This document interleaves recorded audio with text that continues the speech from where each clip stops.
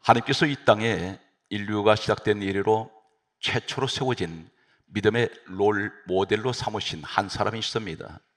하나님께서 이 사람을 믿음의 롤 모델로 세웠는데 바로 이 사람이 아브라함이라는 사람입니다. 마태복음 1장 1절 말씀을 보게 되면 예수님께서 이 땅에 오실 때 육신의 혈통이 기록되어 있습니다. 마태복음 1장 1절에서 17절까지는 42명의 사람들이 기록되어 있는데 첫 시작이 아브라함과 다윗의 자손 예수 그리스도의 세계라. 바로 이 사람을 통해서 우리 예수님께서 육신의 혈통으로 오시게 됩니다. 바로 이 아브라함을 통해서 수많은 사람들이 태어나는데 이삭, 야곱, 모세 그리고 다윗, 수많은 왕의 혈통들이 바로 이 아브라함이라는 이 조상 한 사람을 통해서 오게 됩니다. 이 사람은 전무후무한, 이 사람은 나이 75세 때에 하나님의 선택을 받았던 사람입니다. 마태복음 1장 1절에 아브라함으로부터 시작되는 이 말씀은 로마서 4장 11절에 말씀하고 있습니다. 아브라함을 가리켜 믿는 모든 자의 조상이라고 이렇게 말씀하고 있습니다. 전 세계에 하나님을 믿는 모든 사람들의 조상으로 롤 모델은 바로 아브라함이라는 사실을 하나님께서 그렇게 성경 기록합니다. 성경은 누가 기록했습니까? 이사야 34장 16절의 말씀을 보게 되면 너희는 여호와의 책을 읽어보라 그렇게 말씀하시면서 이는 여호와의 입이 이를 명령하셨고 그의 영이 이것들을 모으셨습니다. 성경 66권은 하나님께서 친히 말씀하셔서 그것을 사람들이 각 시대에 기록을 했습니다. 디모데후서 3장 16절은 모든 성경은 하나님의 감동으로 기록이 됐다고 했습니다. 오늘 우리가 하나님의 사람, 믿음의 롤모델을 세운 아브라함의 영적인 후손이라면 이렇게 성경 예수님께서 말씀합니다.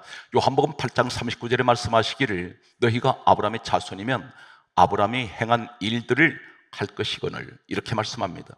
아브라함의 복을 내가 받을 수 있는데 그 복을 받으려면 아브라함이 행한 일들을 너도 하라는 것입니다. 그것이 도대체 무엇일까요?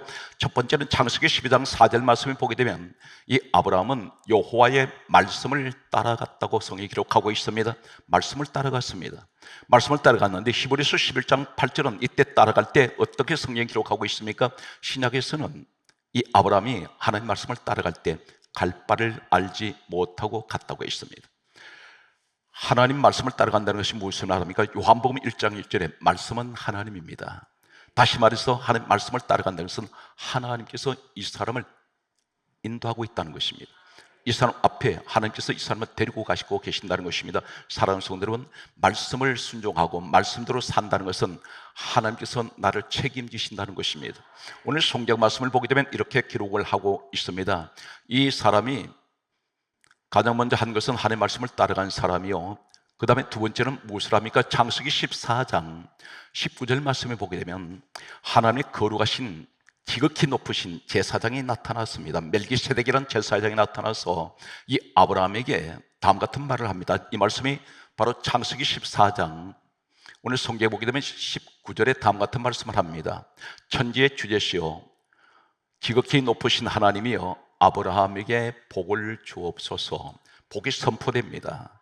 아브라함에게 이 복이 선포되는데 바로 이어서 창세기 14장 20절 말씀을 보게 되면 또 이렇게 선포됩니다.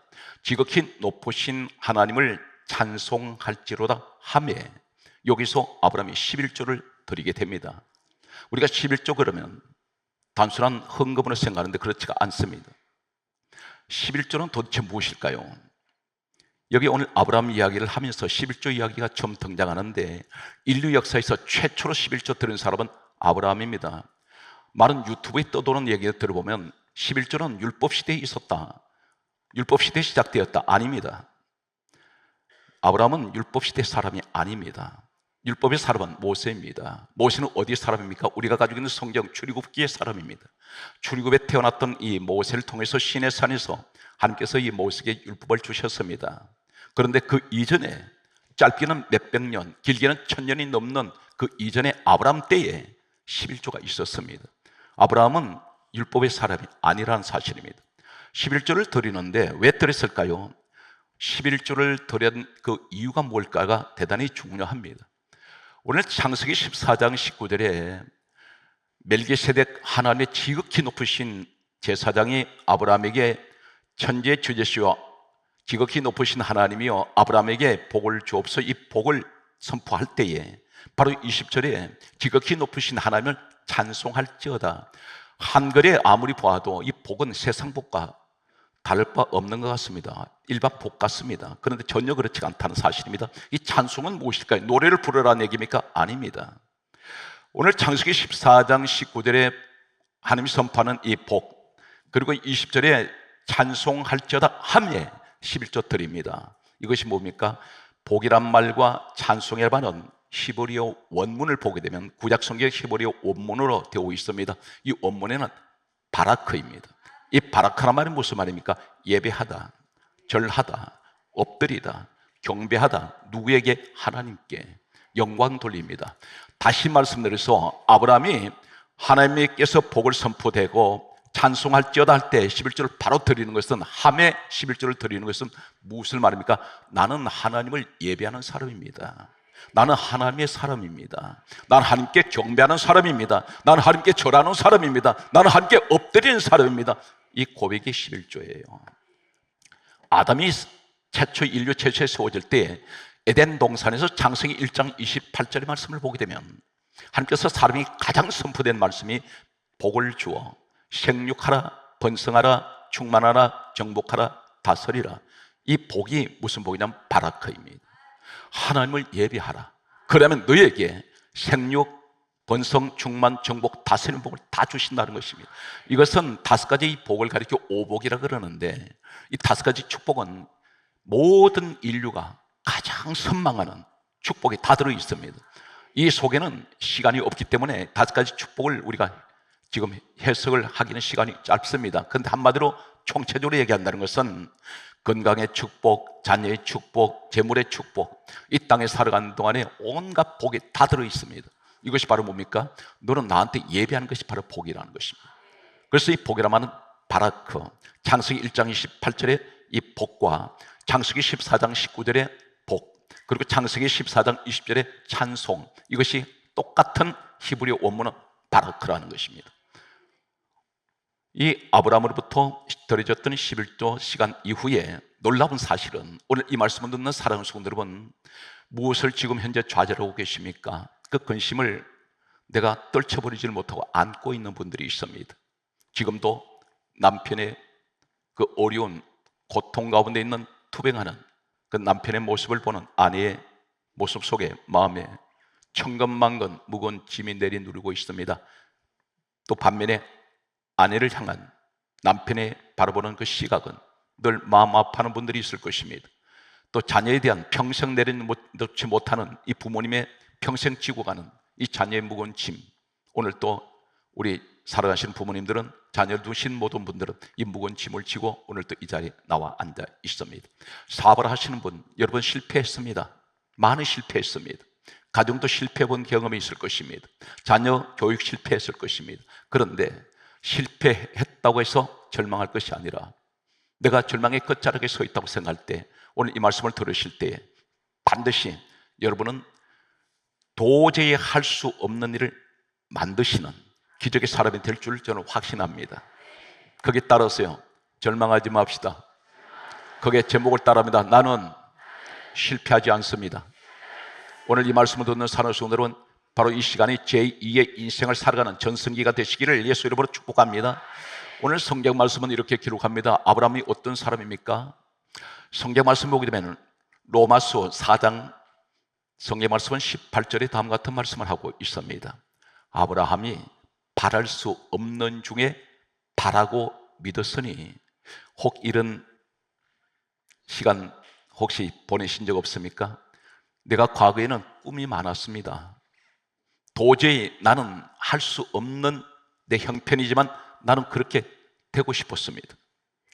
젊은 날에 청년의 이 꿈이 있었습니다. 그런데 계속해서 사회생활에서 부딪혀오는 수많은 장애물 앞에 이 꿈은 산산조각 나버렸습니다.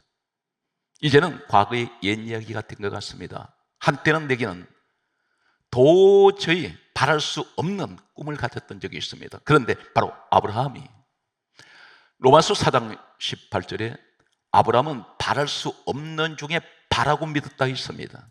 그런데 그 바랄 수 없는 것이 무엇일까요? 바로 로마서 4장 19절에 이렇게 말씀하고 있습니다. 그의 나이 100세가 되어 자신의 몸이 죽은 것 같고 그 아내 사라의 태가 죽은 것 같음을 알고도 믿음이 약하여지지 않았다 있습니다. 이때 사라 아내 나이가 90입니다. 남편 아브라함은 10년 터울입니다. 그런데 죽은 것 같다고 했습니다. 무엇을 말합니까? 사람이 생식 기능이 죽어버렸다는 것입니다. 자녀를 가질 수 있는 기능이 죽어버렸습니다. 두 산 같이 죽었습니다. 성경에 그렇게 단언하고 있습니다. 아브라함이 자신의 몸이 죽은 것 같고 사라의 태가 죽은 것 같음을 알고 있습니다. 우리 형편이 어떠신가요? 하나님, 우리 가정이 죽어버렸습니다. 이 죽었다는 게 뭘 말입니까? 나 희망 죽었습니다. 소망도 죽었습니다. 꿈도 다 이제는 다 버려버렸습니다. 하루하루 끼니 걱정하며 내일을 어떻게 살아야 될지 모르고 오늘 또 하루살이처럼 나는 살아가고 있습니다. 그런데 죽은 것을 알고도 믿음이 약하여지지 않았다고 했습니다. 바로 이 사람이 믿음의 조상 아브라함이라는 사실입니다. 나이 100세 되면 포기해야 됩니다. 그에게는 하나님이 약속하신 자녀가 주어지지 않았습니다. 오늘 여러분 약속이 무엇인지 아십니까? 여러분이 가지고 있는 성경 66권의 하나님 약속의 말씀입니다. 그 약속을 여러분에게 주신 것입니다. 그런데 아브라함은 그 약속을 받았다는 것입니다. 자녀의 축복 주시겠다 했는데 100세가 됐는데 자녀는 오지 않았습니다. 이때에 성경 말씀은 이렇게 강조하고 있습니다. 로마서 4장 20절에 뭐라고 말씀합니까? 아브라함이 그 믿음을 약속을 의심하지 아니하고 믿음에 견고하여져서 오히려 하나님께 영광을 돌렸다고 했습니다. 이 사람은 포기를 모릅니다. 100세가 됐으면 포기해야 되는데 이 사람은 포기를 하지 않습니다. 그러면서 어떻게 이 사람이 자신의 고백을 하나님께서 신약에 이렇게 평가를 하고 있습니다. 구약의 사람이 신약에 하나님께서 기록하게 하시기를 다음 같은 말씀을 기록하고 있습니다. 어떤 기록을 하고 계십니까? 로마서 4장 20절에서 21절 말씀 보게 되면 하나님이 약속하신 그것을 따라서요 능히 이루실 줄 확신하였다 있습니다. 믿음이 아닙니다. 확신하고 있습니다. 틀림없이 된다는 것입니다. 오늘 사랑하는 성도들은 이 꿈을 가지십시오. 무엇을 절망하십니까? 예수의 사람은 절망하면 안 됩니다. 믿음이 무엇입니까? 나를 보는 것이 믿음이 아니라 예수님을 바라보는 것이 믿음입니다. 이 말씀이 히브리서 12장 2절에 믿음의 주요 온전하게 하시는 예수를 바라보자. 오늘 또 우리 신앙생활을 한다면서 항상 자신을 바라볼 때가 있습니다. 환경을 자꾸만 바라봅니다. 아브라함은 자신을 바라보면 절망할 수밖에 없습니다. 한 가지도 이루어질 수가 없습니다. 어떻게 100세 된 사람이 아이를 가질 수 있습니까? 그런데 이 사람은 하나님 말씀을 그대로 믿고 있습니다. 믿을 뿐 아니라 확신하고 있습니다. 오늘 성경 말씀 한 걸음 더 나아갑니다. 이 자녀 문제를 가지고 이 사람은 절망하지 아니하고 바랄 수 없는 중에 바라고 믿었던 이 사람에게 하나님께서는 자녀를 주시게 됩니다. 그 이삭이란 뜻이 무슨 뜻입니까? 웃음이란 뜻입니다. 사랑하는 성도 여러분, 절망하지 마시기 바랍니다. 꿈을 접지 마십시오. 언젠가 그 꿈이 깨져버린 그 꿈은 다시 회복시키시기 바랍니다. 사업의 꿈을 가지고 있습니까? 그 꿈이 선한 꿈이라면, 하나님 보실 때 선한 꿈이라면 반드시 이루어집니다. 직장생활 항상 위에만 있게 해주시고 항상 하나님께 인정받는 최고의 CEO가 되게 하여 주옵소서. 이 믿음을 가지십시오. 이것이 바로 믿음이라는 것입니다. 우린 연약합니다. 지푸라기 같습니다. 그러나 우리 하나님은 강하신 하나님입니다. 성경 말씀을 보게 되면 이렇게 기록하고 있습니다. 하나님께서 이삭 아들 주셨는데 이 아들이 태어났는데 하나님께서 태어나자마자 바로 하신 말씀이 창세기 22장 1절에 여호와께서 아브라함을 시험하시려고 이 아들을 모리아산에 데려다가 네가 칼로 죽여서 하나님 앞에 제물로 바치라고 말씀하셨습니다. 여기서 시험이라는 말씀이 나옵니다. 테스트입니다. 이때 아브라함은 어떻게 합니까? 이 사건이 신약에 기록됩니다. 먼 훗날 수천 년 후에 하나님께서 신약에 어떻게 기록하자면 이때의 아브라함의 심정을 이렇게 기록하고 있습니다. 히브리서 11장 17절 말씀 보게 되면 아브라함은 시험을 받을 때에 믿음으로 이삭을 들여서니 그는 약속을 받은 자로 돼 약속이 뭡니까? 말씀 받았다는 것입니다. 이삭에 대해서 하나님께 갖다 바치랄 때 믿음으로 드립니다. 그 믿음이 어떤 것이냐면 하나님의 약속의 말씀을 믿는 것이 믿음인데, 그 믿음이 도대체 무슨 말씀일까요? 창세기 17장 19절로 그 설로 올라가면 하나님께서 이삭을 주실 때 이렇게 말씀하셨습니다. 너 아들 이삭을 통하여 내가 자손의 축복을 주리라. 모리아산의 창세기 22장 1절에 이삭이 죽으러 올라갈 때 결혼하지 않았습니다. 장가가지 않았습니다. 아브라함의 머릿속에 무슨 생각합니까? 창세기 17장 19절을 기억한다는 것입니다. 내 아들 안 죽는다는 것입니다. 왜 그러냐면 이 아들은 반드시 하나님께서 자녀를 주신다 그랬는데 이 아이 결혼도 안 했습니다. 그래서 성경 강조하기를 히브리서 11장 19절에 이렇게 기록합니다. 하나님께서 이삭을 죽은 자 가운데서 다시 능히 살리실 줄 생각한지라. 무슨 말입니까? 이 아이들 죽여도 하나님 살리실 거야. 왜 그렇습니까? 자손이 있다 그랬잖아. 이 아이 결혼한다 그랬는데 그 생각, 이것이 약속의 말씀을 믿는 것입니다. 사랑하는 성도 여러분, 성경 말씀을 끌어안으시고 이 말씀의 축복들이 이루어질 것 믿으십시오. 기도하실 때 말씀 붙들고 기도하세요. 반드시 이루어집니다. 저는 상상 못하는, 아브라함이 도저히 바랄 수 없는 중에 바랐던 것처럼 그것이 이루어지듯이 우리는 스스로 실감 못합니다. 우리가 바로 그 주인공들이기 때문에. 무엇을 말합니까? 전 세계에 단일 교회가 1년 2개월 만에 90개 교회, 대학교, 유초등학교 세워진 사례가 없다는 사실. 우리가 부자입니까? 아닙니다. 하나님이 일을 하게 하세요. 도저히 작년 6월 달에 교회 한 개도 못 세웠습니다, 외국에. 근데 우리 교회가 90개를 1년 2개월입니다. 아침에 하나님 이게 꿈인지 생신인지 모르겠습니다. 그리고 또 한 가지 기록은 전혀 그 세워진 90개 교회가 우리 교회 재산이 아니라는 것입니다. 완공되면 다 무상으로 줘버립니다. 이런 사례가 전 세계에 없습니다. 이것은 누가 하십니까? 하나님이 하시니까 된다는 것입니다. 거기에 따라서 나도 하면 됩니다. 내가 하는 것이 아니라 내 하나님이 함께 하신다는 사실입니다. 이것이 바로 믿음입니다. 아브라함은 자식 문제를 도저히 불가능한 것을 가능하게 만든 사람입니다. 아내가 죽었습니다. 아브라함 앞에 아내 사라가 죽었습니다. 죽은 사라의 앞에서 이 아브라함 모습은 위대한 모습을 보여주고 있습니다. 창세기 23장은 1절부터 23장 전체는 아브라함 부인 사라의 죽음에 관하여 말하고 있습니다. 그런데 사라가 죽었는데, 아내가 죽었는데 창세기 23장 3절에 이렇게 기록하고 있습니다. 아브라함이 사라의 시신 앞에서 일어나 이 말씀이 히브리어 원문은 쿰이랍니다. 이 쿰이란 말이 무슨 말이냐면 이사야 26장 19절에 보면 시체들은 일어나나이다, 부활한다는 것입니다. 이 아브라함 신앙은 무슨 신앙이냐면 아이를 가질 수 없는 자신의 몸이 죽었고 사라 아내의 몸이 죽었는데 아이 낳을 수 있다는 것은 부활의 믿음을 갖고 있다는 것입니다. 살아난다는 것입니다. 이 아들 갖다 바쳐라 했더니 죽은 자 가운데 다시 살릴 줄 믿고 있습니다. 부활의 믿음입니다. 그런데 사라 아내가 죽었는데도 이 사람 부활의 믿음을 가지고 있어요. 그것이 뭡니까? 강조합니다. 창세기 23장 3절에 사라가 죽었는데 그 시신 앞에서 일어나 쿰. 이사야 26장 19절에 시체들은 일어나나이다 쿰. 이것이 히브리 원문입니다. 내 아내가 부활한다는 것입니다. 내 안에 다시 살아난다는 것입니다. 성경 말씀은 이 쿰이 또 어디 있습니까? 이사야 44장 26절 말씀 보면 거기에 따라서요 복구시키리라. 이 복구한다는 무슨 말입니까? 원상태로 회복시킨다는 것입니다. 이 말이 바로 쿰입니다. 아브라함 믿음이 무슨 믿음이냐면 자신의 아내가 죽었는데 시신 앞에서 일어날 때 내 아내 부활할 겁니다.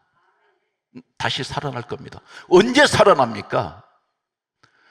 성경은 놀라운 진리가 기록되어 있는데 창세기 23장 9절에 보면 아브라함이 사라 이 부인을 어디에 매장지로 삼느냐면 밤머리에 있는 막벨라 굴에 장사합니다. 이 반머리, 이 머리란 말이 카체, 히브리 원문은 카체입니다. 이 카체가 무슨 뜻이냐면 시편 19편 6절 말씀 보면 끝날에, 끝, 마지막 날, 이 날이 카체입니다. 다시 말해서 이 말씀이 도대체 무엇을 말하고 있을까요? 이 사라 부인이 죽었는데 다시 부활합니다. 언제 부활합니까? 끝날에, 마지막 날에 부활합니다. 이 말씀이 무슨 말인가요? 바로 예수님께서 오셔서 이 비밀을 풀어주시는데, 창세기는 이 구약 성경 전체는, 말라기까지는 예수님 오시기 전에 기록된 성경입니다. 예수님 오셔서 뭘 말씀합니까? 요한복음 5장 39절에 이 성경은 내게 대하여 정언하는 것이다. 예수님 이야기라는 것입니다. 창세기 누가 기록했습니까? 모세라는 사람이 기록을 했습니다. 그런데 예수님께서 말씀하기를 요한복음 5장 46절에 모세는 내게 대하여 기록했다. 오늘 이 창세기 사라의 죽음 앞에 마지막 날에, 끝날에 부활합니다. 이 누구 얘기냐면 예수님 이야기입니다. 예수님이 이렇게 말씀하셨습니다. 귀담아 들으시기 바랍니다. 이 말씀이 여러분에게 직접 주시는, 여러분 오늘 이 시간에 이 말씀의 주인공 되시기 바랍니다. 요한복음 6장 39절과 40절 그리고 44절과 54절에 예수님 4번을 강조하신 말씀이 요한복음 6장이면 4번을 말씀합니다. 내가 마지막 날에 죽은 자들을 다시 살리리라. 부활시킨다는 것입니다. 아브라함이 어떻게 알았을까요? 예수님 이 땅에 오시기 전에 수천 년 쓴 사람이 예수님이 또 이렇게 말씀합니다. 요한복음 8장 56절에 말씀하시기를 아브라함은 나의 때 볼 것을 즐거워하다가 따라서 보고 기뻐하였느니라. 우리 예수님이 누구세요? 빌립보서 2장 6절에 그분이 근본 하나님 본체예요. 그런데 예수님이 이 땅에 사람의 모습으로 오실 때 하나님 아들로 오셨습니다. 아브라함 때에 예수님이 계셨단 말입니다. 그런데 아브라함은 이때 뭘 봤느냐면 예수님의 때를 보았다는 겁니다. 무슨 때입니까? 예수님 이 땅에 오실 것을 알았다는 겁니다. 그리고 부활하실 때 모든 죽은 자들을 부활시킬 것을 아브라함 봤다는 겁니다. 그래서 기뻐한다는 것입니다. 바로 예수님께서 오시면 아브라함의 믿음이 무슨 말입니까? 내 아내는 다시 부활한다. 그날이 마지막 날에 예수님 오시면 모든 것은 다 끝납니다. 바로 예수님 오시는 시간이 끝나는 시간입니다. 끝날에 내 아내는 부활할 것이다. 그런데 여기 놀라운 충격적인 내용이 기록되어 있습니다. 창세기 49장 29절에서 31절 말씀을 보게 되면 아브라함의 손자가 있습니다. 야곱입니다. 아브라함의 아들은 이삭, 이삭의 아들은 야곱인데 3대를 가리켜 예수님께서 이 땅에 오셔서 계속 이렇게 말씀하셨습니다. 너희가 아브라함의 하나님, 이삭의 하나님, 야곱의 하나님을 아느냐? 그렇게 물으셨습니다. 이 말씀이 무슨 말씀일까요? 창세기 49장 29절에서 31절에 보면 아브라함의 손자 야곱이 임종을 하게 됩니다. 숨을 거둘 때 유언을 하나 남깁니다.